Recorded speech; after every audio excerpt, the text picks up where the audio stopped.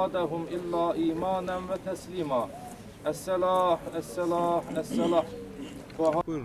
Ben şəhidin qardaşı Ağa Malik Babaxanoğlu. 92-ci ildə gedib, spesialist deyirdilər də, elə bir gedib. Öyle getdiyi gündən də yox, gedəndə ailəli idi, bir uşağı vardı, 2 aylıq. İndi də özünün 10-cu sinifdə oxuyan, onun adını daşıyan nəvəsi var. Allah bilir, o bilir ki, atamız dözmədi bu dərdə getdi. Anamız hələ də gözləyir. Gözləri tutulmuş olsa da gözləyir.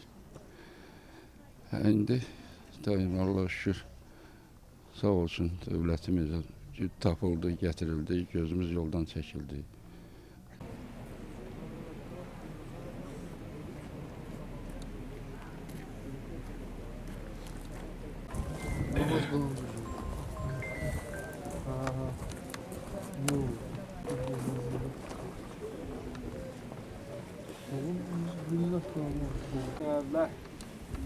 وأشهد أن محمدا عبده ورسوله أرسله بالحق يعلم به منا. اللهم إن كان محسنا فزد في إحسانه وإن مجيب الدعوات إنك قاضي الحاجات إنك على كل شيء قدير. الله أكبر. اللهم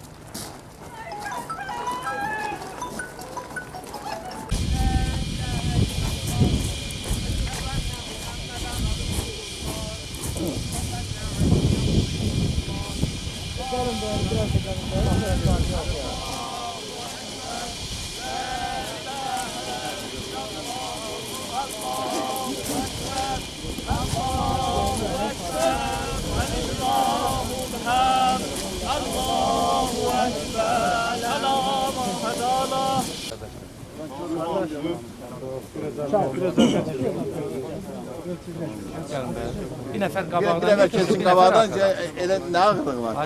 Şeye çevirək, başladı.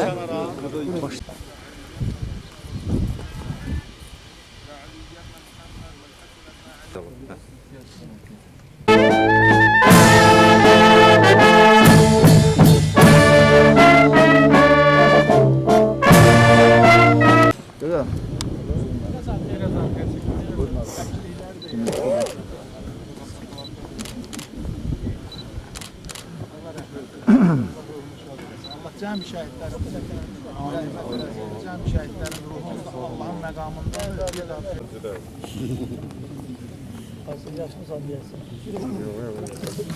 Götür. Dikkat. Ateş. Silahı. Doldur. Dikkat. Ateş. Silahı. Doldur. Dikkat. Ateş. Ayağa. Al. Sen de Allah nəvələrini qorusun. Allah qızını qorusun.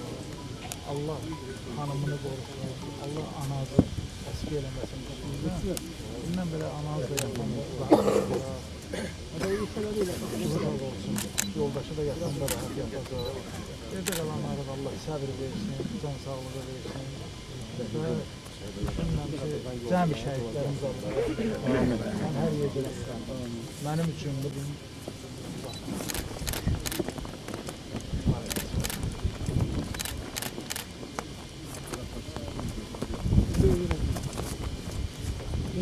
kardeşim birisiz.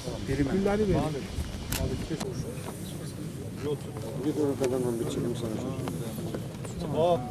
Adın nədir sən?